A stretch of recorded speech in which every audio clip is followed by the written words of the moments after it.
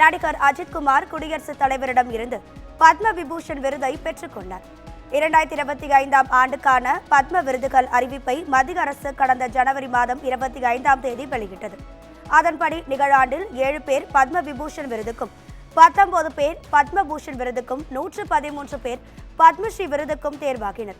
தமிழகத்தில் நடிகர் அஜித்குமார், நடிகை சோபனா, நல்லி குப்புசாமி ஷெட்டி ஆகிய மூவருக்கு பத்ம விபூஷன் விருதும், பாரதிய ஆய்வாளர் சீனி விஸ்வநாதன் உட்பட 10 பேருக்கு பத்மஸ்ரீ விருதும் என மொத்தம் 113 பேருக்கு பத்ம விருதுகள் அறிவிக்கப்பட்டுள்ளன.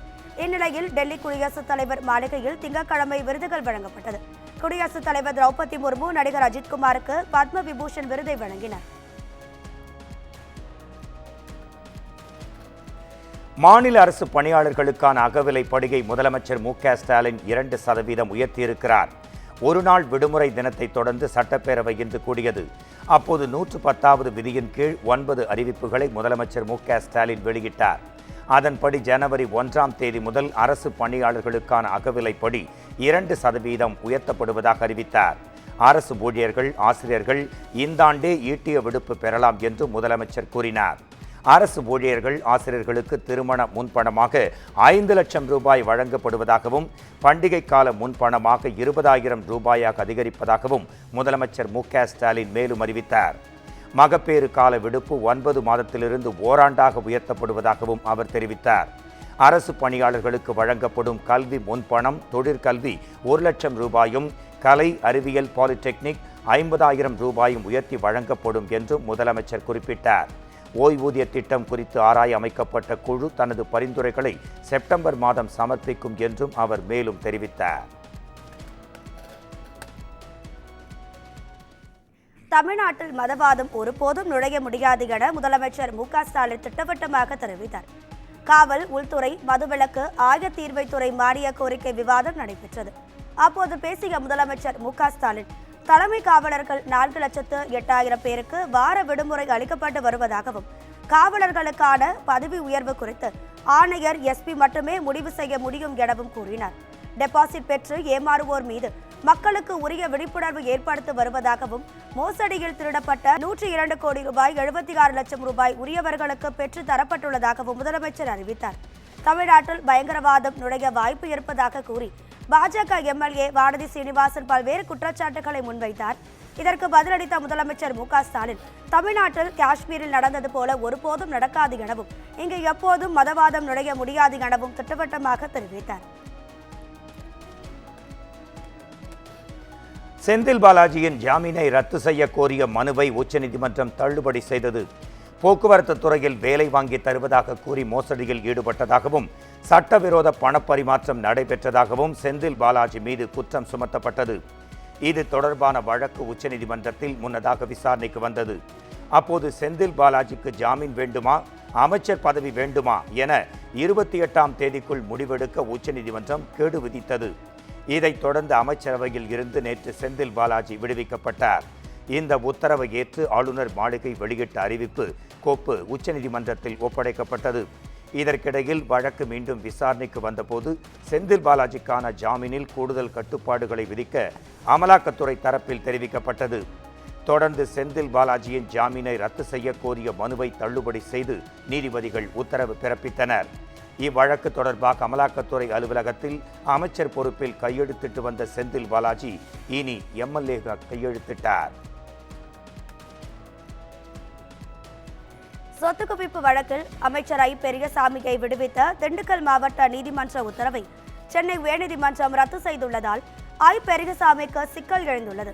வருமானத்திற்கு அதிகமாக 2,01,35,000 ரூபாய் சேர்த்ததாக அமைச்சர் ஐ. பெரியசாமி, அவரது மனைவி சுஷீலா, அவரது மகனும் தற்போதைய பழனி தொகுதி திமுக எம்எல்ஏவுமான செந்தில்குமார், மற்றொரு மகன் பிரபு ஆகியோர் மீது திண்டுக்கல் மாவட்ட லஞ்ச ஒழிப்பு காவல்துறை கடந்த 2012ஆம் ஆண்டு வழக்கு பதிவு செய்தது.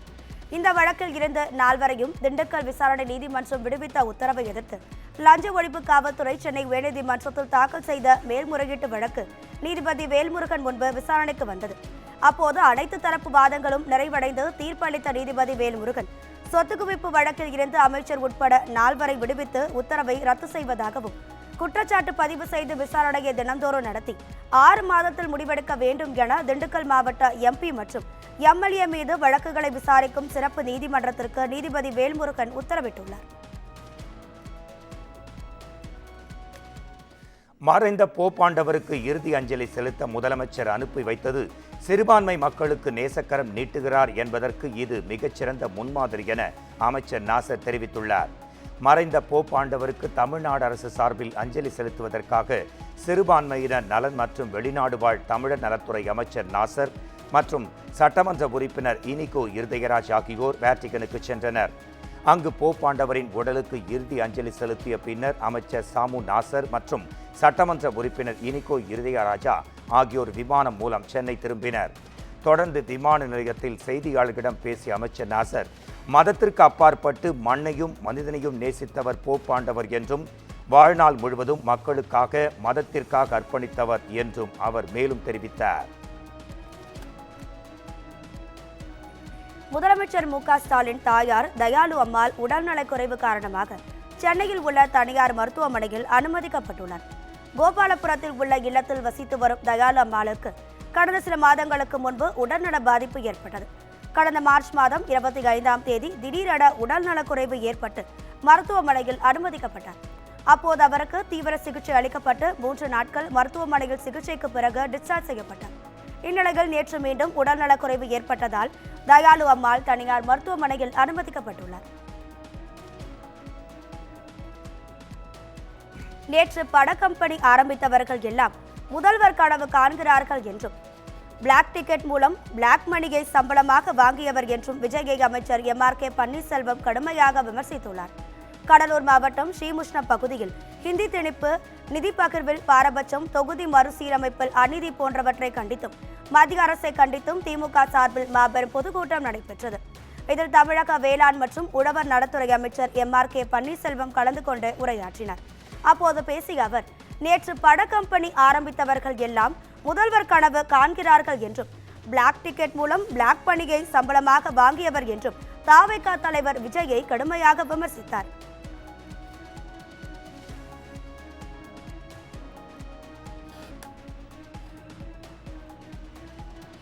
இரண்டாயிரத்தி 19ஆம் ஆண்டு நாடாளுமன்ற தேர்தலின் போது சுமார் 12 கோடி ரூபாய் கைப்பற்றப்பட்ட வழக்கில் திமுக எம்பி கதிரானந்த் வேலூர் நீதிமன்றத்தில் ஆஜரானார்.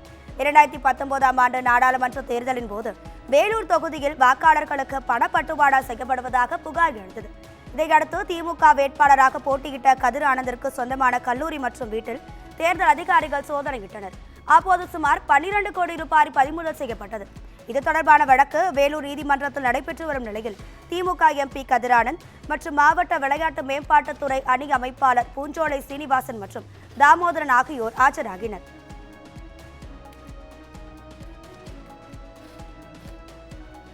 கடலூரில் 22 ஆண்டுகளுக்கு முன் கண்ணகி முருகேசன் ஆணவ படுகொலை செய்யப்பட்ட வழக்கில் 13 பேரின் ஆயுள் தண்டனையை உச்சநீதிமன்றம் உறுதி செய்துள்ளது. கடலூரில் சாதி மாறி திருமணம் செய்து கொண்ட முருகேசன் கண்ணகி தம்பதி 2003ஆம் ஆண்டில் படுகொலை செய்யப்பட்டனர். காது மற்றும் மூக்கில் விஷத்தை ஊற்றி கொடூரமான முறையில் கொன்றதுடன் சடலங்களை எரித்தது தமிழகத்தையே உலுக்கி எடுத்தது. இந்த வழக்கு சிபிஐக்கு மாற்றப்பட்ட நிலையில் 15 பேரை குற்றவாளிகளாக இணைக்கப்பட்டனர். இவ்வழக்கு கடலூர் SC/ST நீதிமன்றத்தில் நடைபெற்ற நிலையில் 13 பேர் குற்றவாளிகளாகவும் கண்ணகியின் அண்ணன் மருதுபாண்டிக்கு தூக்கு தண்டனையும் 12 பேருக்கு ஆயுள் தண்டனையும் விதிக்கப்பட்டது.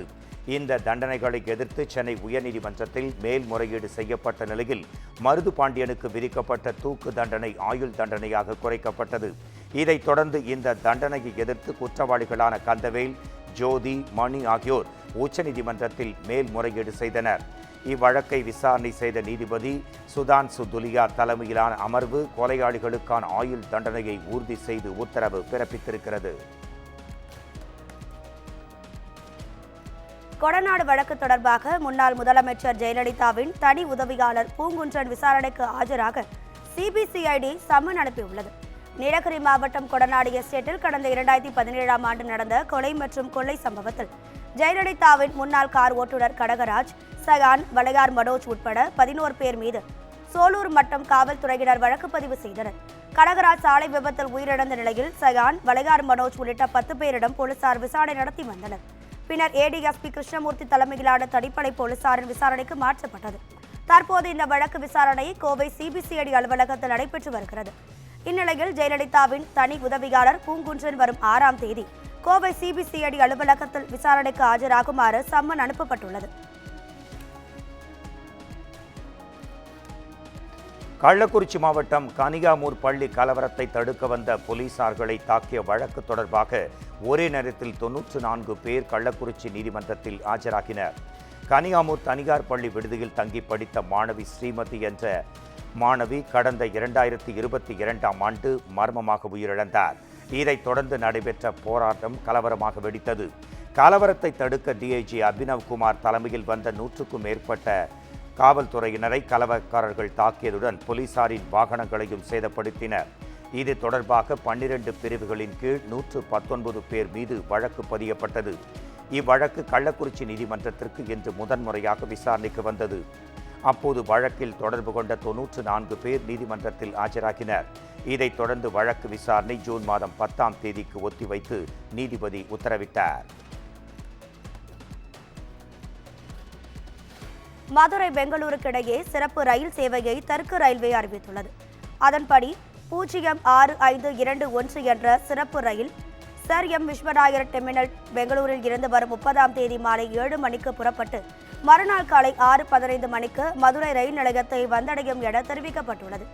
அதேபோல் மறுமார்க்கத்தில் 061222 என்ற சிறப்பு ரயில் மதுரை ரயில் நிலையத்தில் இருந்து மே 1ஆம் தேதி காலை 9:10 மணிக்கு புறப்பட்டு பெங்களூருவை அதே நாளில் 7:50 மணிக்கு வந்தடையும் எனவும் கூறப்பட்டுள்ளது. இந்த ரயில்கள் கிருஷ்ணராஜபுரம், சேலம், நாமக்கல், கரூர், கொடைக்கானல் உள்ளிட்ட ரயில் நிலையங்களில் நின்று செல்லும் எனவும் குறிப்பிடப்பட்டுள்ளது. சென்னை புறநகர் பகுதியில் சட்டவிரோதமாக தங்கியிருந்த வங்கதேசத்தைச் சேர்ந்த 33 பேரை காவல்துறையினர் கைது செய்து தீவிர விசாரணை நடத்தி வருகின்றனர். டெல்லி வடமேற்கு மாவட்டத்தில் பதுங்கியிருந்த சாந்த்மியா என்பவரை அம்மாநில போதைப்பொருள் தடுப்பு பிரிவு காவல்துறையினர் கைது செய்து விசாரணை நடத்தினர். இதில் வங்கதேசத்தைச் சேர்ந்த இவரது கூட்டாளிகள் சென்னையை அடுத்த குன்றத்தூர் பகுதியில் பதுங்கியிருப்பது தெரியவந்தது. இதனையடுத்து டெல்லி போலீசார் அளித்த தகவலின் பேரில் குன்றத்தூர் பகுதியில் சட்டவிரோதமாக தங்கியிருந்த 6 பேரையும் மாங்காடு அருகே தங்கியிருந்த 27 பேரையும் காவல்துறையினர் அதிரடியாக கைது செய்து விசாரணை நடத்தி வருகின்றனர். MyV3 ஆட்ஸ் செயலி நிறுவனம் மீது உரிய ஆவணங்களுடன் வந்து புகார் அளிக்குமாறு கோவை பொருளாதார குற்றப்பிரிவு காவல்துறையினர் அறிவுறுத்தி அறிக்கை வெளியிட்டுள்ளனர். MyV3 ஆட்ஸ் நிறுவனத்திற்கு பொதுமக்களிடம் முதலீடு தொகை பெற்று திரும்ப தராமல் ஏமாற்றியது குறித்து கோவை பொருளாதார குற்றப்பிரிவில் வழக்கு பதிவு செய்யப்பட்டு விசாரணை நடைபெற்று வருகிறது. இந்நிலையில் அந்த நிறுவனத்தில் முதலீடு செய்து பணம் திரும்ப கிடைக்காமல் உள்ள பொதுமக்கள் அனைவரும் உடனடியாக கோவை காவல் ஆணையர் அலுவலக வளாகத்தில் உள்ள பொருளாதார குற்றப்பிரிவு அலுவலகத்திற்கு உரிய ஆவணங்களுடன் நேரில் வந்து புகார் மனு அளிக்குமாறு போலீசார் அறிவுறுத்தியுள்ளனர்.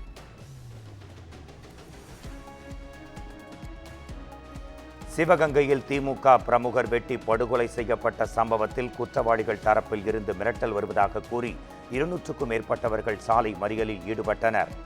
சிவகங்கை அருகே சாமியார்பட்டியில் திமுக மாவட்ட விளையாட்டு மேம்பாட்டு அணியின் துணை அமைப்பாளர் பிரவீன்குமார் என்பவரை 3 பேர் கொண்ட மர்ம நபர்கள் வெட்டி படுகொலை செய்தனர். இந்த படுகொலை சம்பவம் தொடர்பாக மூவரையும் போலீசார் அதிரடியாக கைது செய்த நிலையில் குற்றவாளிகள் தரப்பில் இருந்து மீண்டும் கொலை மிரட்டல் விடுக்கப்படுவதாக கூறப்படுகிறது. இதையடுத்து குற்றவாளிகளை கைது செய்ய கோரி தஞ்சாவூர் மானாமதுரை தேசிய நெடுஞ்சாலையில் 200க்கும் மேற்பட்டோர் மறியலில் ஈடுபட்டதால் சுமார் 1 கிலோமீட்டர் தூரம் வரை போக்குவரத்து நெரிசல் ஏற்பட்டது. கடலூர் மாவட்டம் சிதம்பரத்தில் பிரபல பிரியாணி கடையில் வாங்கிய பிரியாணியில் கரப்பாம்பூச்சி இருந்த வீடியோ இணையதளத்தில் வைரலாகி வருகிறது. சிதம்பரம் வண்டிகேட் பகுதியில் செயல்படும் பிரபல பிரியாணி கடைக்கு விருதாச்சலத்தை சேர்ந்த தம்பதி பிரியாணி சாப்பிட சென்றுள்ளனர். அப்போது அவர்கள் வாங்கி சாப்பிட்ட பிரியாணியில் கரப்பாம்பூச்சி இருந்ததை கண்டு அதிர்ச்சி அடைந்து ஊழியர்களிடம் வாக்குவாதத்தில் ஈடுபட்டனர். இது தொடர்பான வீடியோ வைரலான நிலையில் பிரியாணி சாப்பிட்ட கர்ப்பிணி கடலூர் அரசு மருத்துவக் கல்லூரி மருத்துவமனையில் அனுமதிக்கப்பட்டுள்ளார். மேலும் அவருடன் பிரியாணி சாப்பிட்ட 4 சிறுவர்கள் உட்பட 10 பேர் மருத்துவமனையில் சிகிச்சை பெற்று வீடு திரும்பியுள்ளனர்.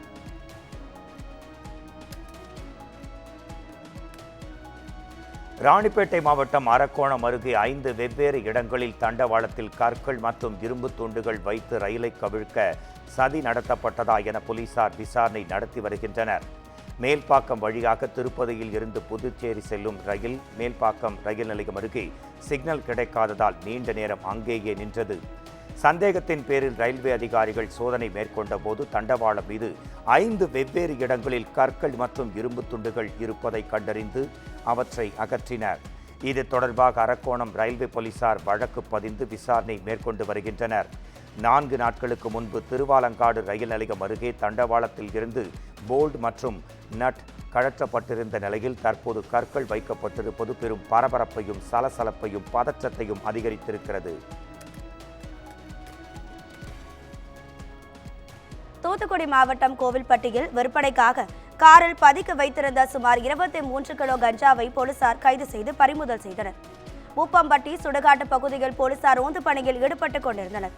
அப்போது அங்கு சந்தேகத்துக்கிடமாக வகையில் நின்று கொண்டிருந்த காரை போலீசார் சோதனை செய்த போது அதில் அருண்குமார், கொம்பையா பாண்டியன், மகாராஜா, கார்த்திக் ஆகிய 4 இளைஞர்கள் மற்றும் 23 கிலோ 750 கிராம் கஞ்சா இருந்ததை கண்டறிந்தனர். இதனையடுத்து கஞ்சா கார் மற்றும் 3 செல்போன்களை பறிமுதல் செய்த போலீசார் இளைஞர்கள் 4 பேரையும் கைது செய்து சிறையில் அடைத்தனர்.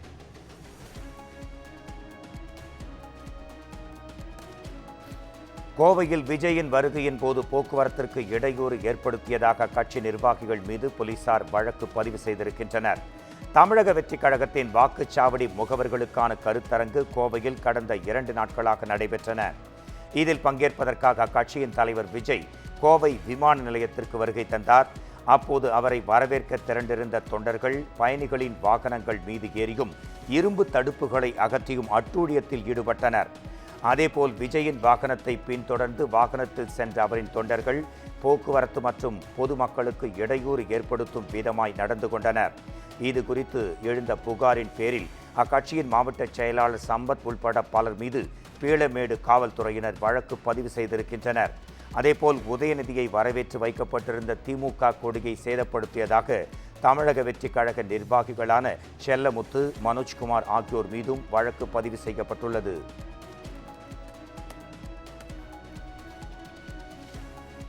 மதுரை மாவட்டம் மேலூர் அருகே நடைபெற்ற பாரம்பரிய மீன்பிடி திருவிழாவில் ஆயிரக்கணக்கானோர் போட்டி போட்டு மீன்களை பிடித்தனர். மேலூர் அருகே ஆரிக்கப்பட்டி கிராமத்தில் உள்ள மோகினி சாத்தான் கண்மாயில் மீன்பிடி திருவிழா பாரம்பரிய முறைப்படி இன்று விமர்சையாக நடைபெற்றது.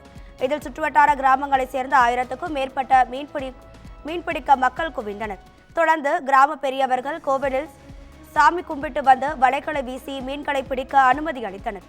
இதனையடுத்து பாரம்பரிய மீன்பிடி உபகரணங்களாக கச்சா, கூத்தா மற்றும் கூடை உள்ளிட்டவற்றை கொண்டு கட்லா, கெளுத்தி, ரோகு, ஜிலேபி, ஐரை உள்ளிட்ட மீன் வகைகளை பொதுமக்கள் ஆர்வத்துடன் பிடித்து மகிழ்ச்சியுடன் வீடு திரும்பினர்.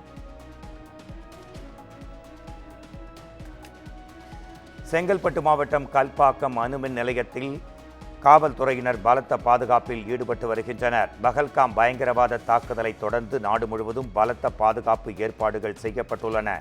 அதன்படி தமிழ்நாட்டில் இருக்கும் கல்பாக்கம் அணுமின் நிலையத்தில் தொழில் பாதுகாப்பு படையினர் துப்பாக்கி ஏந்தி பாதுகாப்பில் ஈடுபட்டு வருகின்றனர். அணுமின் நிலையம் முழுவதும் ரோந்து பணியில் ஈடுபடும் அவர்கள் கடுமையான சோதனைக்கு பின்னரே ஊழியர்களை உள்ளே அனுமதித்து வருகின்றனர். அதேபோல் ஊழியர்கள் செல்லும் கார்கள், இருசக்கர வாகனங்கள் மற்றும் பேருந்துகளில் மோப்ப நாய்கள் உதவியுடன் அவர்கள் சோதனையும் மேற்கொண்டு வருகின்றனர். இந்திய கடற்படைக்கு 63,000 கோடி ரூபாயில் 26 ரஃபேல் அதிநவீன விமானங்களை வாங்குவதற்கான ஒப்பந்தம் கையெழுத்தானது. டசால்ட் ஏவியேஷன் நிறுவனத்திடம் இருந்து இந்திய விமானப்படைக்கு ஏற்கனவே வாங்கப்பட்ட 36 ரஃபேல் விமானங்கள் பயன்பாட்டில் உள்ளன. இந்நிலையில் பிரான்ஸ் நாட்டில் தயாரிக்கப்படும் ரஃபேல் விமானங்களை வாங்குவதற்கு அந்நாட்டு அரசிடம் மத்திய அரசு ஒப்பந்தம் செய்ய திட்டமிட்டுள்ளது. அதன்படி ஒற்றை இருக்கை கொண்ட 22 விமானங்கள், 2 இருக்கை கொண்ட 4 விமானங்கள் என மொத்தம் 26 ரஃபேல் விமானங்களை வாங்க ஒப்பந்தம் கையெழுத்தானது. டெல்லியில் நடந்த இந்த நிகழ்ச்சியில் 2 நாட்டு அதிகாரிகள் பங்கேற்றனர். இந்த 26 ரஃபேல் கடற்படை போர் விமானங்கள் இந்திய கடற்படைக்கு வழங்கப்பட உள்ள நிலையில் முற்றிலும் உள்நாட்டில் தயாரிக்கப்பட்ட INS விக்ராந்த் போர் கப்பலில் இருந்து 26 விமானங்களும் இயக்கப்பட உள்ளன. பாகிஸ்தான் போர் பதற்றங்களுக்கு மத்தியில் இந்த ஒப்பந்தம் கையெழுத்துள்ளாகியிருப்பதும் குறிப்பிடத்தக்கது. டெல்லியில் பிரதமர் நரேந்திர மோடியுடன் மத்திய பாதுகாப்புத்துறை அமைச்சர் ராஜ்நாத் சிங் முக்கிய பேச்சுவார்த்தை நடத்தினார். பகல்காம் தாக்குதல் சம்பவத்தின் எதிரொலியாக நாடு முழுவதும் பல்வேறு பாதுகாப்பு நடவடிக்கைகள் முன்னெடுக்கப்பட்டுள்ளன. சிந்து நதி ஒப்பந்தம் ரத்து, பாகிஸ்தானியர்கள் வெளியேற்றம் என பாகிஸ்தானுக்கு எதிராக மத்திய அரசு அதிரடி அறிவிப்புகளை வெளியிட்டது. முன்னதாக முப்படை தலைமை தளபதி ஜெனரல் அனில் சௌஹானுடன் மத்திய அமைச்சர் ராஜ்நாத் சிங் பேச்சுவார்த்தை நிகழ்த்தினார். அப்போது பாதுகாப்பு உத்திகள் மற்றும் தயார் நிலை குறித்து ஆலோசனை நடத்தப்பட்டதாக தெரிகிறது. இதனை முடித்துக்கொண்டு பிரதமரை சந்தித்து பேசிய அமைச்சர் ராஜ்நாத் சிங் திங்கட்கிழமை மீண்டும் அவருடன் டெல்லியில் ஆலோசனை நடத்துகிறார். எல்லைகளில் பாதுகாப்பு தயார் நிலை, நாடு முழுவதும் முன்னெச்சரிக்கை சூழல் குறித்து அப்போது முக்கிய பேச்சுவார்த்தை நடத்தப்பட்டதாக கூறப்படுகிறது. பாதுகாப்பு துறைக்கான நாடாளுமன்ற நிலைக்குழு இன்று பிற்பகல் 3 மணிக்கு கூட உள்ளதாகவும் தெரிவிக்கப்பட்டது. பஹல்காம் தாக்குதல் சம்பவம் எதிரொலியாக பாதுகாப்புக்கான நாடாளுமன்ற நிலைக்குழு கூட்டம் டெல்லியில் கூடியது. பஹல்காம் தாக்குதல் சம்பவம் எதிரொலியாக நாடு முழுவதும் பல்வேறு பாதுகாப்பு நடவடிக்கைகள் முன்னெடுக்கப்பட்டுள்ளது. சிந்து நதிநீர் ஒப்பந்தம் ரத்து, பாகிஸ்தானியர்கள் வெளியேற்றம் என பாகிஸ்தானுக்கு எதிராக மத்திய அரசு அறிவிப்புகளை வெளியிட்டது. இந்நிலையில் டெல்லியில் பாதுகாப்புத்துறை நாடாளுமன்ற நிலைக்குழு கூட்டம் நடத்தப்பட்டது. அப்போது நிலைக்குழுவின் தலைவர் ராதா மோகன் சிங், மக்களவை எதிர்க்கட்சித் தலைவர் ராகுல் காந்தி உள்ளிட்டோர் பங்கேற்றனர். அப்போது எல்லைகளில் பாதுகாப்பு தயார் நிலை, நாடு முழுவதும் முன்னெச்சரிக்கை சூழல் குறித்து பேச்சுவார்த்தை நடத்தப்பட்டதாக கூறப்படுகிறது. வாட்ஸ்அப்பில் ராணுவ வீரர்களுக்காக பணம் வசூல் செய்வதாக பரவும் செய்தி தவறானது என ராணுவ அமைச்சகம் விளக்கம் அளித்துள்ளது. ராணுவத்தை நவீனப்படுத்தும் பணியின் போது உயிர் துறக்கும் மற்றும் காயமடையும் வீரர்களுக்காகவும் நன்கொடை வசூலிப்பதாக செய்தி ஒன்று வாட்ஸ்அப் தளங்களில் உலா வருகிறது. இதற்காக வங்கி கணக்கு ஒன்றும் அத்துடன் இணைக்கப்பட்டிருந்தது. ஆனால் இந்த செய்தி தவறானது என ராணுவ அமைச்சகம் விளக்கம் அளித்திருக்கிறது. இதனை பொதுமக்கள் நம்பி பணம் கொடுத்து ஏமாறாமல் இருக்குமாறும் எச்சரிக்கை விடுக்கப்பட்டுள்ளது.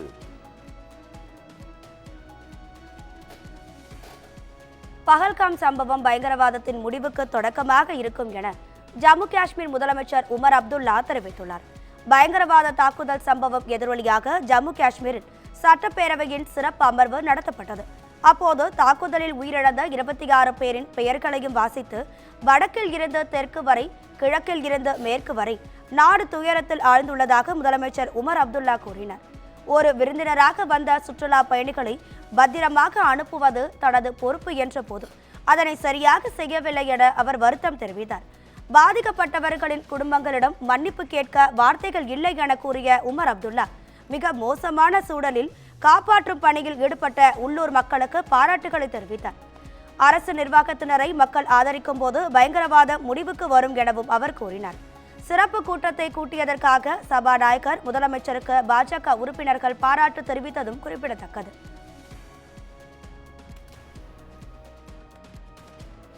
ஆபாச உள்ளடக்கங்களை நீக்க கோரிய வழக்கில் மத்திய அரசு நெட்ஃபிளிக்ஸ், அமேசான் பிரைம் உள்ளிட்ட நிறுவனங்கள் பதில் வழங்க உச்சநீதிமன்றம் உத்தரவிட்டிருக்கிறது. சமூக ஊடகங்கள் மற்றும் தளங்களில் ஆபாச உள்ளடக்கங்களை தடை செய்ய நடவடிக்கை கோரி உச்சநீதிமன்றத்தில் வழக்கு தொடரப்பட்டது. தலைமை நீதிபதியாக பொறுப்பேற்க இருக்கும் PR கவாய் அமர்வு முன்பு இந்த வழக்கு விசாரணைக்கு வந்தது. அப்போது எந்தவித கட்டுப்பாடுகளும் சரிபார்ப்புகளும் இல்லாமல் சமூக வலைதளங்களில் ஆபாச உள்ளடக்கங்கள் கொட்டி கிடப்பதாக மனுதாரர் தரப்பில் வாதிடப்பட்டது. தொடர்ந்து இந்த வழக்கில் சட்ட நடவடிக்கைகள் தொடர்பாக மத்திய அரசு ஆலோசிக்க வேண்டும் என நீதிபதி தெரிவித்தார். அத்துடன் வழக்கு குறித்து நெட்ஃபிளிக்ஸ், அமேசான் பிரைம், எக்ஸ் தளம், ஃபேஸ்புக், இன்ஸ்டாகிராம், யூடியூப் உள்ளிட்ட நிறுவனங்களுடன் மத்திய அரசும் பதிலளிக்க உச்சநீதிமன்றம் உத்தரவு பிறப்பித்திருக்கிறது. கேரள முதலமைச்சர் பினராயி விஜயனின் இல்லம் மற்றும் அலுவலகத்திற்கு வெடிகுண்டு மிரட்டல் விடுக்கப்பட்டதால் பரபரப்பு ஏற்பட்டது. பஹல்காம் தாக்குதலில் உயிரிழந்த கேரள நபரின் குடும்பத்தினரை சந்தித்துவிட்டு கொச்சியில் இருந்த முதலமைச்சர் பினராயி விஜயன் திருவனந்தபுரம் திரும்பியதாக தெரிகிறது. தொடர்ந்து முன்னதாக கொச்சி விமான நிலையத்திற்கு வெடிகுண்டு மிரட்டல் விடுக்கப்பட்டது. இந்நிலையில் திருவனந்தபுரத்தில் உள்ள முதலமைச்சர் இல்லமான கிளிப் இல்லத்துக்கும் அவரது அலுவலகத்துக்கும் மிரட்டல் விடுக்கப்பட்டுள்ளது. இதனையடுத்து அங்கிருந்து ஊழியர்கள் வெளியேற்றப்பட்டு வெடிகுண்டு நிபுணர்கள் சோதனை மேற்கொண்டனர். மே 2ஆம் தேதி பிரதமர் நரேந்திர மோடி வருகைக்கு முன்னதாக திருவனந்தபுரத்தில் பரபரப்பான சூழல் நிலவி வருவதும் குறிப்பிடத்தக்கது. பஹல்காம் தீவிரவாத தாக்குதலை அடுத்து கடந்த 3 நாட்களில் 500க்கும் மேற்பட்ட பாகிஸ்தானியர்கள் இந்தியாவை விட்டு வெளியேறி இருக்கின்றனர். பஹல்காம் பயங்கரவாத தாக்குதலை அடுத்து பாகிஸ்தானுக்கு எதிரான பதிலடி நடவடிக்கைகளை இந்தியா மேற்கொண்டு வருகிறது. பல்வேறு விசாக்களில் வந்த பாகிஸ்தானியர்கள் வெளியேற காலக்கெடுவும் நிர்ணயிக்கப்பட்டது. சார்க் விசாவில் வந்தவர்கள் ஏப்ரல் மாதம் 26ஆம் தேதிக்குள்ளும், இதர விசாக்களில் வந்தோர் 27ஆம் தேதிக்குள்ளும், மருத்துவ விசாவில் வந்தவர்கள் 29ஆம் தேதிக்குள்ளும் வெளியேற கெடு விதிக்கப்பட்டது. அதன்படி கடந்த 3 நாட்களில் 500க்கும் மேற்பட்ட பாகிஸ்தானியர்கள் அட்டாரி எல்லை வழியாக பாகிஸ்தானுக்கு திரும்பிச் சென்றனர். அதேபோல் அட்டாரி எல்லை வழியாக பாகிஸ்தானில் இருந்து 14 தூதரக அதிகாரிகள் உட்பட 745 இந்தியர்கள் இந்தியா திரும்பியிருக்கின்றனர். டெல்லி ஜவஹர்லால் நேரு பல்கலைக்கழக மாணவர் சங்க தேர்தலில் இடதுசாரி கூட்டணி வெற்றி பெற்ற 4 உயர் பதவிகளில் 3 இடங்களை கைப்பற்றியுள்ளது. நாட்டின் முதன்மையான கல்வி நிறுவனங்களில் ஒன்றாக திகழும் டெல்லி ஜவஹர்லால் நேரு பல்கலைக்கழகத்தில் மாணவர் சங்கத்திற்கான வாக்குப்பதிவு கடந்த 25ஆம் தேதி நடைபெற்றது. 7,906 மாணவர்கள் வாக்களிக்க தகுதி பெற்ற நிலையில் சுமார் 5,500 பேர் வாக்களித்ததால் 70% வாக்குகள் பதிவானது. தேர்தல் ஆணையத்தால் அறிவிக்கப்பட்ட முடிவுகளின்படி ஏஐஎஸ்ஏ டிஎஸ்எஃப் அணியின் நிதிஷ்குமார் 1,702 ஓட்டுகள் பெற்று தலைவராக தேர்வு செய்யப்பட்டார். ஜனநாயக மாணவர் கூட்டமைப்பின் மனிஷா 1,150 ஓட்டுகள் பெற்று துணை முதன்மை தலைவராக தேர்ந்தெடுக்கப்பட்டார். 1,520 ஓட்டுகள் பெற்று பொதுச் செயலாளர் பதவிக்கு பாத்திமா தேர்வாகியுள்ளார். ஏபிவிபி அமைப்பை சேர்ந்த வைபவ் மீனா 1,518 ஓட்டுகள் பெற்று இணை செயலாளராக தேர்வாகியுள்ளார். ஆந்திர மாநிலம் திருப்பதி அருகே கண்டெய்னர் லாரி மீது கார் மோதிய கோர விபத்தில் தமிழகத்தைச் சேர்ந்த 5 பேர் உயிரிழந்தது பெரும் சோகத்தை உருவாக்கியிருக்கிறது. கிருஷ்ணகிரி மாவட்டம் ஓசூரைச் சேர்ந்த 7 பேர் காரில் ஆந்திராவுக்கு புறப்பட்டு சென்றனர். ஆந்திராவின் திருப்பதி அருகே தொட்டப்பள்ளியில் இருக்கும் தேசிய நெடுஞ்சாலையில் அவர்கள் சென்று கொண்டிருந்த போது முன்னே சென்ற கண்டெய்னர் லாரி மீது எதிர்பாராத விதமாய் கார் பயங்கரமாய் மோதியது. இந்த கோர விபத்தில் காரில் பயணம் செய்த 5 பேர் சம்பவ இடத்திலேயே பரிதாபமாக உயிரிழந்தனர். மேலும் 2 பேர் படுகாயமடைந்தனர். தகவல் அறிந்து விரைந்து வந்த காவல்துறையினர் படுகாயமடைந்தவர்களை மீட்டு அருகில் உள்ள மருத்துவமனையில் அனுமதித்தனர். மேலும் இந்த விபத்து தொடர்பாக விசாரணையும் மேற்கொள்ளப்பட்டு வருகிறது. உயிரிழந்தவர்களின் பெயர் உள்ளிட்ட விவரங்கள் இதுவரை வெளியிடப்படவில்லை. பஹல்காம் பயங்கரவாத தாக்குதலை கண்டித்து வாஷிங்டன், லண்டன் உட்பட உலகின் பல்வேறு பகுதிகளில் பாகிஸ்தான் தூதரகம் முன்பு இந்தியர்கள் போராட்டத்தில் ஈடுபட்டனர். கடந்த 22ஆம் தேதி காஷ்மீரின் அனந்த்நாக் மாவட்டத்தில் உள்ள பஹல்காம் பகுதியில் சுற்றுலா பயணிகள் மீது தீவிரவாதிகள் நடத்திய கண்மூடித்தனமான துப்பாக்கி சூட்டில் 26 பேர் உயிரிழந்தனர். இந்த சம்பவத்திற்கு கண்டனம் தெரிவித்து வெளிநாடுகளில் வாழும் இந்தியர்கள் போராட்டத்தில் ஈடுபட்டு வருகின்றனர். அமெரிக்காவின் வாஷிங்டனில் நடந்த போராட்டத்தில் தீவிரவாத தாக்குதலில் உயிரிழந்தவர்களின் புகைப்படங்களை கைகளில் ஏந்தி பாகிஸ்தானுக்கு எதிராக இந்தியர்கள் முழக்கமிட்டனர். இங்கிலாந்திலும் புயல்பெயர்ந்த இந்தியர்கள் போராட்டத்தில் ஈடுபட்டனர். லண்டனில் உள்ள இந்திய தூதரகம் முன்பு திரண்ட இந்தியர்கள் பாகிஸ்தானுக்கு எதிராக கண்டன முழக்கங்களை எழுப்பினர். பிரான்ஸ் தலைநகர் பாரிஸில் உள்ள புகழ்பெற்ற ஈஃபில் டவர் முன்பு குவிந்த வெளிநாட்டு வாழ் இந்தியர்கள் பஹல்காம் தாக்குதலை கண்டித்த முழக்கங்களை எழுப்பினர். இதேபோல் நேபாளத்தில் காத்மண்டுவில் உள்ள பாகிஸ்தான் தூதரகத்திற்கு வெளியே பாகிஸ்தான் ராணுவ தலைவரின் படத்துடன் நேபாள நாட்டினர் கண்டன பேரணி மேற்கொண்டனர்.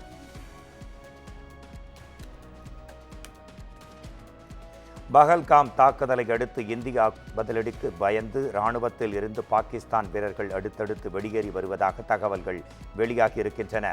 காஷ்மீரின் பஹல்காம் தாக்குதலில் சுற்றுலா பயணிகள் 26 பேர் படுகொலை செய்யப்பட்டனர்.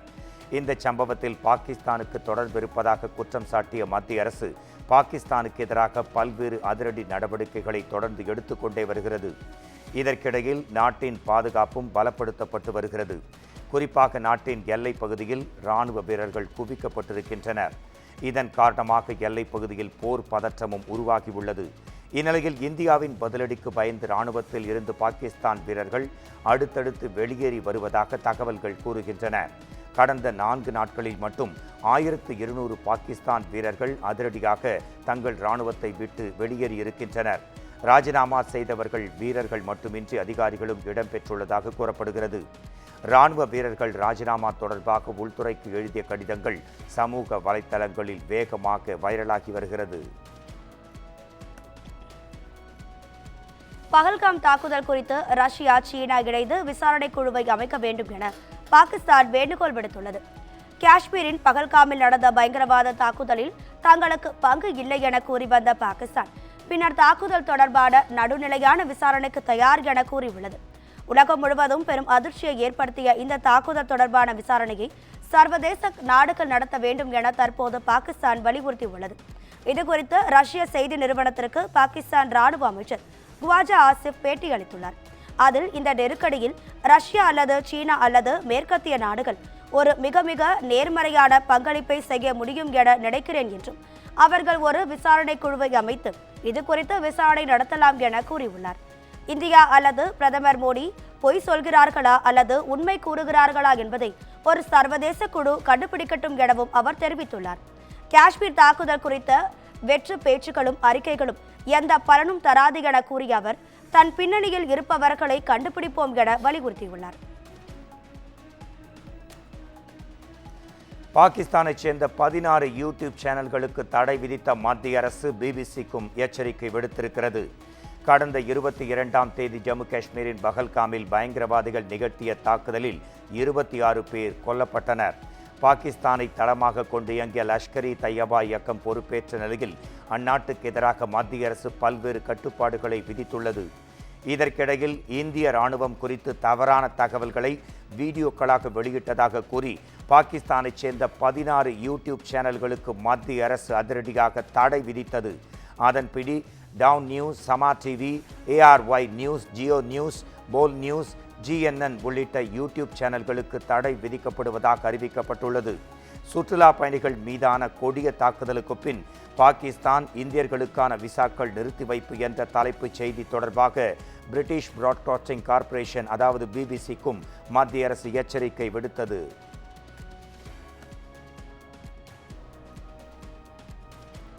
இந்தியாவும் பாகிஸ்தானும் பொறுமையை கடைபிடிக்க வேண்டும் என சீனா வலியுறுத்தியுள்ளது.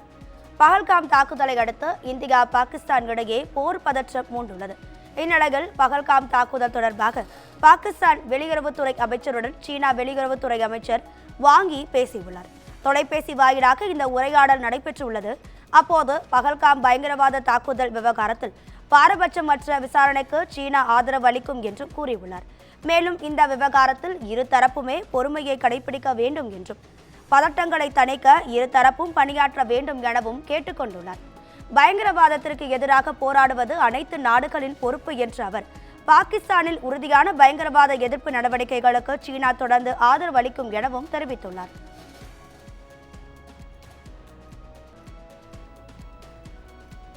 ஆப்பிரிக்கா புலம்பெயர்ந்தோர் அடைக்கப்பட்டிருந்த சிறையின் மீது அமெரிக்கா வான்வழி தாக்குதல் நடத்தியதில் 30 பேர் கொல்லப்பட்டதாக ஹவுதி கிளர்ச்சியாளர்கள் தெரிவித்துள்ளனர். கடந்த 10 ஆண்டு காலமாக எத்தோப்பியா மற்றும் அண்டை நாடான சவுதி அரேபியாவில் வேலை செய்வதற்காக நாட்டை கடந்து பிற நாடுகளை சேர்ந்த ஆப்பிரிக்கா புலம்பெயர்ந்தோர் தொடர்ந்து கொல்லப்பட்டு வருகின்றனர். இந்நிலையில் ஆப்பிரிக்கா புலம்பெயர்ந்தோர் அடைக்கப்பட்டிருந்த சிறையின் மீது அமெரிக்கா வான்வழி தாக்குதல் நடத்தியது. இறப்பு எண்ணிக்கை குறித்து உடனடி தகவல்கள் எதுவும் வெளியாகவில்லை. இந்நிலையில் அமெரிக்கா வான்வழி தாக்குதல் நடத்தியதில் 30 பேர் கொல்லப்பட்டதாக ஹவுதி கிளர்ச்சியாளர்கள் தெரிவித்துள்ளனர். கனடாவில் பிரதமர் தேர்தலுக்கான வாக்குப்பதிவு விறுவிறுப்புடன் நடைபெற்றது. லிபரல் கட்சியின் தலைவரும் கனடா பிரதமராகவும் இருந்த ஜஸ்டின் ட்ரூடோ முன்னதாக தன் பதவியை ராஜினாமா செய்தார். கடந்த சில மாதங்களாக இந்தியா கனடா இடையே மோசமான உறவை நீடித்து வருகிறது. இதற்கிடையில் பிரதமர் தேர்தல் அறிவிக்கப்பட்டு இறுதிக்கட்ட வாக்கு சேகரிப்பு நடைபெற்ற போது மக்கள் கூட்டத்தில் கார் மோதி 12 பேர் கொல்லப்பட்டனர். இந்த பரபரப்பான சூழல்களுக்கு மத்தியில் பிரதமர் தேர்தலுக்கான வாக்குப்பதிவு நடத்தப்பட்டது. லிபரல் கட்சியைச் சேர்ந்த மார்க் கார்னிக்கும் கன்சர்வேட்டிவ் கட்சியைச் சேர்ந்த பியர் பொய்லிவ்ரேவுக்கும் இடையே பிரதமர் பதவிக்காக கடும் போட்டி நிலவி வருகிறது.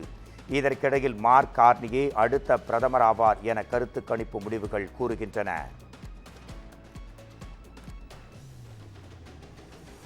உக்ரைன் நாட்டின் மீது கடந்த 3 ஆண்டுகளுக்கு மேலாக தாக்குதல் நடத்தி வரும் ரஷ்யா அந்நாட்டின் பல பகுதிகளை கைப்பற்றி தங்கள் வசம் கொண்டு வந்துள்ளது.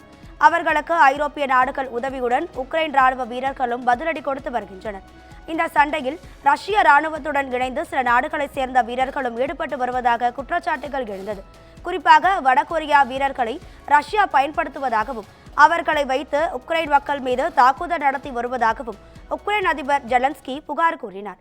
இதுகுறித்து உறுதியான தகவலை வெளியிடாமல் இருந்த ரஷ்யா அண்மையில் பகிரங்கமாக ஒப்புக்கொண்டது. இந்நிலையில் ரஷ்யாவுக்கு ஆதரவாக போரிடுவதற்கு துரும்புகளை அனுப்பியதை வடகொரியா முதல் முறையாக உறுதி செய்துள்ளது. குரூஸ் பகுதியில் உக்ரைனின் ராணுவத்தால் கைப்பற்றப்பட்ட ரஷ்ய பிரதேசத்தை திரும்பப் பெறுவதற்கான தாக்குதலில் வடகொரியா படைகள் பங்களிப்பை வழங்கியதாகவும் கூறப்பட்டுள்ளது. ரோம் புனித மேரி பேராலயத்தில் உள்ள போப் பிரான்சிஸ் கல்லறையை பார்வையிட பொதுமக்களுக்கு நேற்று அனுமதி வழங்கப்பட்டது. இதன் மூலம் ஆயிரக்கணக்கான மக்கள் அங்கே அஞ்சலி செலுத்தி வருகின்றனர். கத்தோலிக்க திருச்சபை தலைவர் போப் பிரான்சிஸ் கடந்த 21ஆம் தேதி உடல்நலக் குறைவால் காலமானார். அவரது உடல் பொதுமக்கள் அஞ்சலிக்கு பின் கடந்த சனிக்கிழமை அடக்கம் செய்யப்பட்டது. போப் பிரான்சிஸ் விருப்பத்தின் பேரில் அவரின் உடல் வேட்டிகனுக்கு பதிலாக ரோமில் உள்ள புனித மேரி மேஜர் பசிலிக்கா பேராலயத்தில் எளிய கல்லறை ஒன்றில் அடக்கம் செய்யப்பட்டது. இதைத் தொடர்ந்து 9 நாட்கள் வேட்டிகனில் துக்கம் அனுசரிக்கப்படுகிறது. இதன் 2வது நாளான ஞாயிற்றுக்கிழமை போப் பிரான்சிஸ் கல்லறையை பொதுமக்கள் பார்வையிட அனுமதி வழங்கப்பட்டது. அதன்படி ரோம் மட்டுமின்றி இத்தாலி முழுவதிலுமிருந்து ஏராளமானவர்கள் போப்பாண்டவர் கல்லறையை பார்வையிட்டு வருகின்றார்கள். குறிப்பாக அவரது உடலுக்கு நேரில் அஞ்சலி செலுத்த முடியாத பலரும் கல்லறையை பார்வையிட சென்று வருகின்றனர். அதேபோல் வெளிநாடுகளில் இருந்து சென்று வேட்டிகனில் தங்கியிருக்கும் பலரும் போப்பாண்டவர் கல்லறையில் தங்கள் இறுதி மரியாதையை அவருக்கு தொடர்ந்து செலுத்திய வண்ணம் இருக்கின்றனர். விராட் கோலி போன்ற ஒரு வீரர் எதிர்ப்புறம் இருக்கும்போது நன்றாக ஸ்கோர் சேர்க்க முடியும் என பெங்களூரு வீரர் குருணால் பாண்டியா தெரிவித்துள்ளார். டெல்லிக்கு எதிரான ஆட்டத்தில் பெங்களூரு வீரர் குருணால் பாண்டியா ஆட்ட நாயகன் விருது வென்றார். இந்நிலையில் இந்த வெற்றிக்கு பின்னர் ஆட்ட நாயகன் குருணால் பாண்டியா பேட்டியளித்தார். அதில் சில நேரங்களில் கடின உழைப்பை போட்டு அது நல்ல முடிவை கொடுக்கும்போது மிகவும் திருப்திகரமாக இருக்கும் என்றார். 3 விக்கெட்டுகளை பெங்களூரு இழந்தால் நான் பார்ட்னர்ஷிப் அமைக்க வேண்டும் என்றும், ஏனெனில் எங்களிடம் lower order team David, Jitesh Sharma போன்ற ஹிட்டர்கள் இருக்கிறார்கள் என்றும், விராட் கோலி போன்றவர் எதிரே இருக்கும்போது அனைத்தும் ஈஸியாக இருக்கும் என்றார். முதல் 20 பந்துகள் எனக்கு மோசமாக இருந்தது என்றும், ஆனால் விராட் கோலி எனக்கு தொடர்ந்து ஆதரவு அளித்ததாகவும் கூறினார். ஐபிஎல் வரலாற்றில் தொடர்ச்சியாக அதிக முறை 25 ரன்களுக்கு மேல் அடித்த வீரர் என்ற சாதனை பட்டியலில் மும்பை வீரர் சூரியகுமார் யாதவ் முதல் இடம் பிடித்திருக்கிறார். ஐபிஎல்லில் 45வது லீக் போட்டியில் Mumbai Indians Lucknow super giants அணிகள் மோதின. அதன்படி முதலில் பேட்டிங் செய்த மும்பை அணி 20 ஓவர்கள் முடிவில் 7 விக்கெட் இழப்பிற்கு 215 ரன்கள் குவித்தது. அதிகபட்சமாக ரிக்கல்சன் 58 ரன்களும் சூரியகுமார் யாதவ் 54 ரன்களும் அடித்தனர். அதன் மூலம் நடப்பு ஐபிஎல் தொடரில் இதுவரை 10 போட்டிகளில் விளையாடியிருக்கும் சூரியகுமார் யாதவ் எனும் ஸ்கை அனைத்து போட்டிகளிலும் 25 ரன்களுக்கு மேல் அடித்துள்ளார். இதன் மூலம் ஐபிஎல் வரலாற்றில் தொடர்ச்சியாக அதிக முறை 25 ரன்களுக்கு மேல் அடித்த வீரர் என்ற வித்தியாசமான சாதனை பட்டியலில் முதல் இடத்தில் இருந்த ராபின் உத்தப்பாவை அவர் சமன் செய்துள்ளார். டெல்லியில் நடைபெற்ற ஐபிஎல் ஆட்டத்தின் போது இது என்னுடைய மைதானம் என கேஎல் ராகுலை விராட் கோலி ஜாலியாக கலாய்த்த வீடியோ சமூக வலைதளங்களில் வைரலாகி வருகிறது. 46வது லீக் ஆட்டத்தில் Royal challengers Bengaluru, Delhi Capitals அணிகள் மோதின. இந்த போட்டிக்கு முன்னதாக நடப்பு சீசனில் இவ்விரு அணிகளும் மோதிய ஆட்டம் பெங்களூருவில் நடைபெற்றது. இதில் டெல்லி கேபிட்டல்ஸ் வெற்றி பெற்றது. அந்த ஆட்டத்தில் சிறப்பான பேட்டிங்கை வெளிப்படுத்திய கேஎல் ராகுல் ஆட்ட நாயகன் விருது வென்றார். இந்த வெற்றியை கேஎல் ராகுல் தனது பேட்டை தரையில் அடித்து இது என்னுடைய மைதானம் என்று கூறி ஆக்ரோஷமாக கொண்டாடினார். இந்நிலையில் ஞாயிற்றுக்கிழமை நடைபெற்ற போட்டியில் பெங்களூரு வெற்றி பெற்ற பின்னர் கேஎல் ராகுலை சந்தித்த விராட் கோலி முன்னதாக கேஎல் ராகுல் செய்ததைப் போல இது என்னுடைய மைதானம் என ஜாலியாக கிண்டல் அடித்தார். இந்த வீடியோ இணையதளத்தில் வைரலாகி வருகிறது.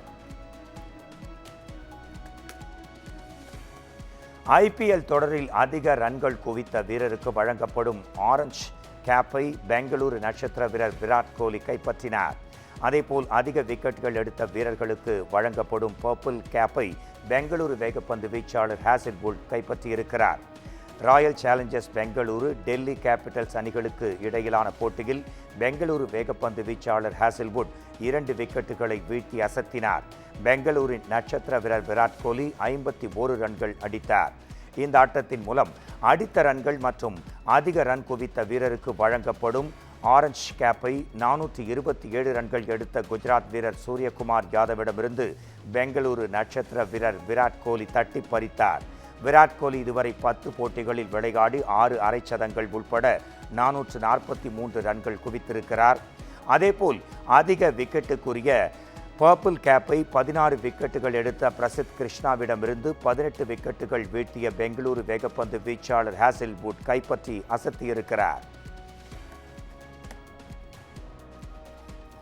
சமூக வலைதளங்களில் பும்ராவின் மகன் குறித்து பேசப்படுவதற்கு அவரது மனைவி சஞ்சனா தனது கண்டனத்தை பதிவு செய்துள்ளார். மும்பை லக்னோ அணிகளுக்கு இடையிலான ஆட்டத்தை நேரில் காண பும்ராவின் மனைவி சஞ்சனா மற்றும் அவர்களது மகன் அங்கத் மைதானத்திற்கு வந்திருந்தனர். அப்போது பும்ரா ஒரு விக்கெட் வீழ்த்தியதும் கேமரா சஞ்சனா மற்றும் அங்கத்தின் பக்கம் திரும்பியது. அதில் இருவரும் பும்ரா விக்கெட் கைப்பற்றியதை கைத்தட்டி கொண்டாடினர். ஆனால் அங்கத் சிரிக்காமல் அமைதியாக இருந்தார். இந்த வீடியோ இணையதளத்தில் வைரலானது. இதை கண்ட பலரும் அங்கத் குறித்து பலவிதமான கருத்துக்களை தெரிவித்தனர். இந்நிலையில் இது குறித்து பும்ராவின் மனைவி சஞ்சனா தனது ஆதங்கத்தை தெரிவித்துள்ளார். இது குறித்து தனது இன்ஸ்டாகிராம் பக்கத்தில், என் மகன் அங்கத் பும்ரா ஒரு வைரல் செய்தியாக ஆக்கப்படுவதில் எங்களுக்கு துளியும் விருப்பமில்லை என்றும், சமூக வலைத்தளங்களில் உள்ளவர்கள் வெறும் 3 வினாடி வீடியோவை வைத்து அங்கத் யார், அவர் எப்படிப்பட்டவர் என தீர்மானிக்கின்றனர் என ஆவேசப்பட்டுள்ளார். மும்பை இந்தியன்ஸ் அணிக்கு எதிரான போட்டியில் பந்து வீசுவதற்கு அதிக நேரம் எடுத்துக்கொண்டதால் லக்னோ சூப்பர் ஜெயண்ட்ஸ் அணிக்கு அபராதம் விதிக்கப்பட்டுள்ளது. மும்பை வான்கடே மைதானத்தில் ஞாயிற்றுக்கிழமை நடைபெற்ற போட்டியில் முதலில் மும்பை அணி பேட்டிங் செய்தது. இந்த போட்டியில் மும்பை அணி 215 ரன்கள் குவித்த நிலையில் சேசிங் செய்த லக்னோ 20 ஓவர்களில் அனைத்து விக்கெட்டுகளையும் இழந்து 54 ரன்கள் வித்தியாசத்தில் படுதோல்வியடைந்தது. இப்போட்டியில் முதலில் பந்து வீசிய லக்னோ அணி அதிக நேரம் எடுத்துக்கொண்டதால் IPL நடத்தை விதிகளின் பிரிவு 22 கீழ் அபராதம் விதிக்கப்பட்டுள்ளது. இது 2வது முறை என்பதால் ரிஷப் பண்ட்டுக்கு 24 லட்சம் ரூபாயும், இம்பாக்ட் பிளேயர் வீரர் உட்பட அணியின் மற்ற வீரர்களுக்கு 6 லட்சம் ரூபாய் அல்லது போட்டிச் சம்பளத்தில் 25% அபராதமாக விதிக்கப்பட்டுள்ளது. இந்த சீசனில் 3வது முறையாக லக்னோ அணி மெதுவாக பந்து வீசும் பட்சத்தில் ரிஷப் பண்ட்டுக்கு ஒரு போட்டியில் விளையாட தடை விதிக்கப்படும் என்பதும் குறிப்பிடத்தகுந்தது. இந்தியாவில் உள்ளூர் கிரிக்கெட் போட்டி ஒன்றில் எதிரணியின் பேட்ஸ்மேன் ரன் அவுட் செய்வதற்கு முன்பு விக்கெட் கீப்பர் மற்றும் வீரர்கள் பாங்க்ரா நடனம் ஆடிய வீடியோ காட்சி சமூக வலைதளங்களில் வைரலாகி வருகிறது. அந்த வீடியோவில் பேட்ஸ்மேன் பந்தை அடித்துவிட்டு சிங்கிள் ரன் எடுக்க ஓடினார். பந்தை எடுத்த ஃபீல்டர் பவுலரை நோக்கி வீசுகிறார்.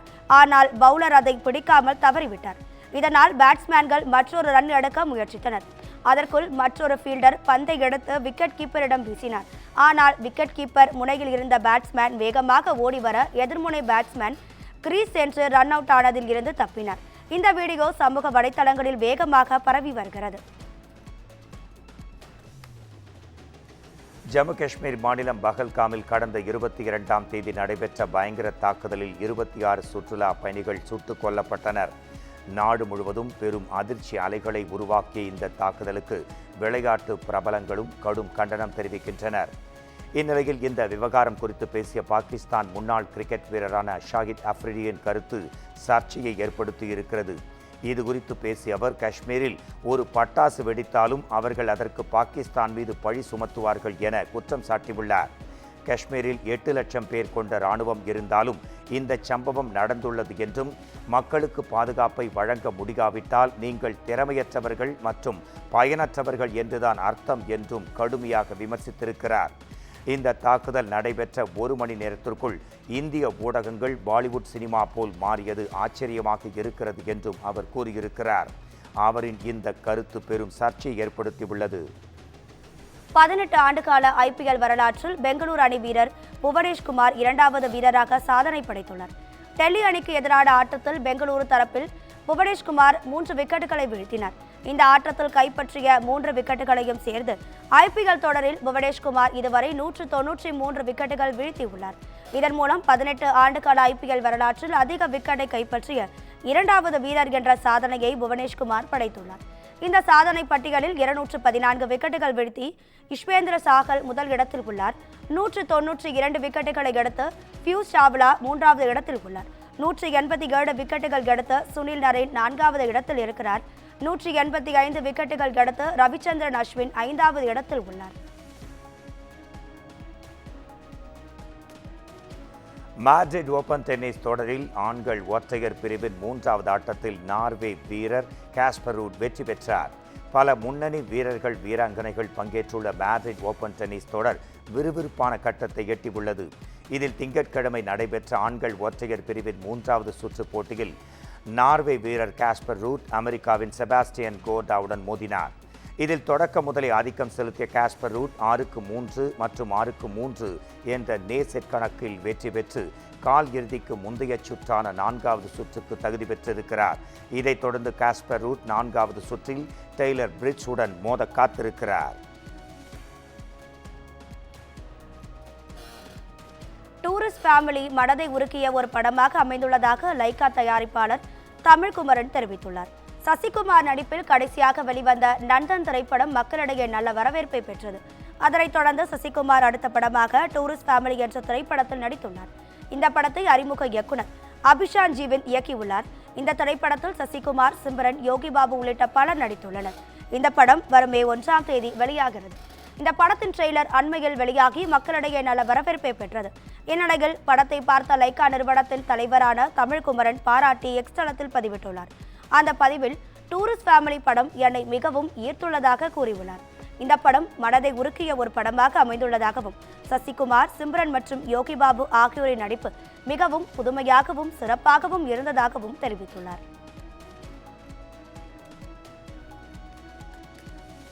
சிம்பு அண்ணன் இயக்கத்தில் நடிக்க ஆசை இருப்பதாக நடிகர் அஷ்மித் கல்வான் தெரிவித்துள்ளார். பார்க்கிங், லப்பர் பந்து போன்ற படங்களில் நடித்து தொடர்ந்து ஹிட் படங்களை கொடுத்து வருபவர் நடிகர் ஹரிஷ் கல்யாண். தொடக்க முதலே வித்தியாசமான கதை அம்சங்கள் கொண்ட திரைப்படங்களில் நடித்து வரும் ஹரிஷ் கல்யாண் தற்போது டீசல் என்ற திரைப்படத்தில் நடிக்கிறார். இந்த படத்தின் முதல் பாடல் வீர் சாங் ரசிகர்கள் மத்தியில் பெரும் வரவேற்பை பெற்றது. இதையடுத்து படத்தின் அடுத்த பாடலான தில்லுபர் ஆஜா வெளியானது. இப்பாடலை சிம்புவே பாடியிருக்கிறார். இந்த பாடல் மிகப்பெரிய ஹிட் அடித்தது. இதைத் தொடர்ந்து தனியார் விருது வழங்கும் நிகழ்ச்சி சிம்பு, சாய் அபயங்கர், ஹரிஷ் கல்யாண் மற்றும் பலர் பங்கு பெற்றனர். அப்போது சிம்பு, ஹரிஷ் கல்யாண் இருவரும் இணைந்து திரைப்படம் நடிப்பீர்களா என தொகுப்பாளர்கள் கேள்வி எழுப்பினர். அதற்கு பதிலளித்த சிம்பு அதற்கான கதை அமைந்தால் சந்தோஷம் என்றார். அதற்கு ஹரிஷ், நாங்கள் நடிக்கும் திரைப்படத்தை சிம்பு அண்ணன் இயக்கினால் இன்னும் நன்றாக இருக்கும் என்று அவர் குறிப்பிட்டார். மகாபாரதம் படத்தில் நடிகர் நானியை ஒரு பகுதியை நடிக்க வைக்க உள்ளதாக இயக்குனர் ராஜமௌலி தெரிவித்துள்ளார். தெலுங்கு திரையுலகில் முன்னணி நடிகராக வலம் வருபவர் நானி. சூர்யாவின் சனிக்கிழமை படத்தை தொடர்ந்து நானி ஹிட் தி த்ரெட் கேஸ் படத்தில் நடித்துள்ளார். கேஜிஎஃப் நடிகை ஸ்ரீநிதி ஷெட்டி கதாநாயகியாக நடித்திருக்கும் இந்த படத்தை பிரபல இயக்குனர் சைலேஷ் கொலான்கோ இயக்கியிருக்கிறார். இந்த படம் வருகிற மே 1ஆம் தேதி வெளியாக உள்ளது. இந்த படத்தின் ப்ரமோஷன் நிகழ்ச்சியில் பிரபல இயக்குனர் எஸ் ராஜமௌலி கலந்து கொண்டார். அந்த நிகழ்ச்சியில் பேசிய இயக்குனர் ராஜமௌலி தன்னுடைய இயக்கத்தில் பிரம்மாண்டமாக உருவாக உள்ள மகாபாரதம் படத்தில் நடிகர் நானியை ஒரு பகுதியை நடிக்க வைக்க உள்ளதாகவும் தெரிவித்துள்ளார். இதற்கிடையில் இயக்குனர் எஸ் ராஜமௌலி நடிகர் மகேஷ் பாபுவை வைத்து SSMV 29 என்ற படத்தை தற்போது இயக்கி வருகிறார். இந்த படத்தின் படப்பிடிப்பை முடித்த பின்னர் மகாபாரதம் திரைப்படத்தை இயக்குவார் என்று எதிர்பார்க்கப்படுகிறது. பயங்கரவாத கூட்டத்தின் நோக்கம் நம் ஒற்றுமையை சிதைப்பதே என நடிகர் விஜய் ஆண்டனி கூறியிருக்கிறார். பகல்காம் தாக்குதல் குறித்து விஜய் ஆண்டனி அவரது கருத்தை பதிவிட்டு ஒரு அறிக்கையாக வெளியிட்டார். அதில் அவர் காஷ்மீரில் உயிரிழந்த சகோதரர்களுக்கும் அவர்களின் குடும்பங்களுக்கும் தன் ஆழ்ந்த இரங்கலை தெரிவிக்கிறேன் என்றும், அதே சமயத்தில் பாகிஸ்தானில் வசிக்கும் 50 லட்சம் இந்தியர்களையும் பாகிஸ்தான் பொதுமக்களையும் நாம் கருத்தில் கொள்ள வேண்டும் என்றார். வெறுப்பை கடந்து மனிதத்தை வளர்ப்போம் என்றும் அவர் மேலும் குறிப்பிட்டிருந்தார். அவரின் இந்த கருத்துக்கு சமூக வலைத்தளங்களில் கடும் எதிர்ப்பு கிளம்பியது. இதற்கிடையில் அதற்கு பதிலளிக்கும் விதமாய் மேலும் ஒரு அறிக்கையை அவர் வெளியிட்டிருக்கிறார். அதில் காஷ்மீரில் நடைபெற்ற கொடிய படுகொலையை செய்த அந்த மிருகவெறி கொண்ட பயங்கரவாத கூட்டத்தின் நோக்கம் நம் ஒற்றுமையை சிதைப்பதே ஆகும் என குறிப்பிட்டுள்ளார். இந்திய அரசும் நாமும் நம் வலிமையான கரங்களால் நம் இறையாண்மையை பாதுகாப்போம் என்றும் அவர் தெரிவித்திருக்கிறார். ராஷ்மிகா மந்தனாவின் முதல் ஹாரர் படத்தின் படப்பிடிப்பு ஊட்டியில் தொடங்கியுள்ளது. தென்னிந்திய சினிமாவில் முன்னணி நடிகையாக வலம் வருபவர் ராஷ்மிகா மந்தனா. இதுவரை ஹாரர் படத்தில் நடிக்காத ராஷ்மிகா மந்தனா தற்போது அந்த பக்கம் திரும்பி இருக்கிறார். அதன்படி ராஷ்மிகா நடிக்கும் முதல் ஹாரர் படத்தை ஸ்ட்ரீட் 2, முன்யா உள்ளிட்ட ஹாரர் படங்களை தயாரித்த மேட்கேப் நிறுவனம் தயாரிக்கிறது. இந்த படத்திற்கு தாமா என்று பெயரிடப்பட்டுள்ளது. முன்யா இயக்குனர் ஆதித்யா சர்போத்ரா இயக்கும் இந்த படத்தில் ஆயுஷ்மான் குரானா கதாநாயகனாக நடிக்கிறார். மிகப்பெரிய பட்ஜெட்டில் உருவாக உள்ளதாக கூறப்படும் இந்த படம் இந்த ஆண்டு தீபாவளிக்கு வெளியாக உள்ளது. இந்த படத்தின் படப்பிடிப்பு ஏற்கனவே தொடங்கி நடைபெற்று வருகிறது. இந்நிலையில் தற்போது படப்பிடிப்பு ஊட்டியில் துவங்கி இருப்பதாக ராஷ்மிகா தனது இன்ஸ்டாகிராம் ஸ்டோரியில் பகிர்ந்துள்ளார். மேலும் 2 நாட்களுக்கு இங்கு படப்பிடிப்பு நடைபெற உள்ளதாகவும் தெரிவித்திருக்கிறார். இத்துடன் 60 விரைவுச் செய்திகள் நிறைவடைகின்றன.